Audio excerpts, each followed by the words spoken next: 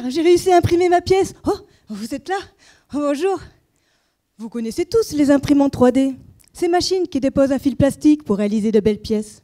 Eh bien, moi, j'imprime des pièces métalliques. Pour vous faire comprendre l'impression 3D, regardez ces deux sculpteurs.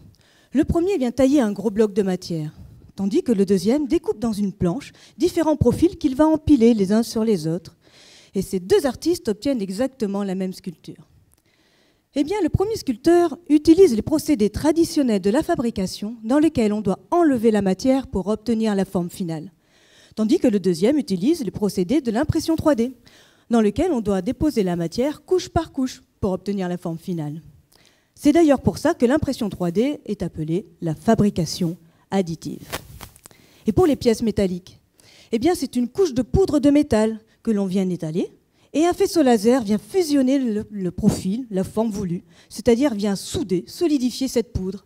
Et ensuite, de nouveau, une couche de poudre, le faisceau métallique, etc., jusqu'à obtenir une bague, une prothèse de hanche, une antenne de satellite, un implant de crâne. Ce qui est génial avec la fabrication additive, c'est que l'on obtient des pièces de formes très complexes, qui peuvent être creuses ou encore en nid d'abeille. Et là où il y a la révolution industrielle, c'est que l'on peut mettre la matière là où il est nécessaire qu'elle se trouve. Mais du coup, où est-il nécessaire qu'elle se trouve, cette matière? Eh bien ça, c'est une des questions auxquelles je dois répondre lors de ma thèse. Et je dois aussi utiliser tous les avantages de cette nouvelle technologie pour améliorer le fonctionnement d'un mécanisme, comme un moteur de voiture, par exemple. Pour savoir où on doit déposer la matière, on utilise l'optimisation topologique. Bon, d'accord, il n'y a rien de nouveau là-dedans, car on demande à un ordinateur de faire ce que la nature sait faire depuis que le monde est monde. Le tronc d'un arbre a suffisamment de matière pour supporter le poids de ses branches. Votre squelette est vraiment bien fait. Non seulement il supporte tous vos efforts, mais aussi tous vos mouvements.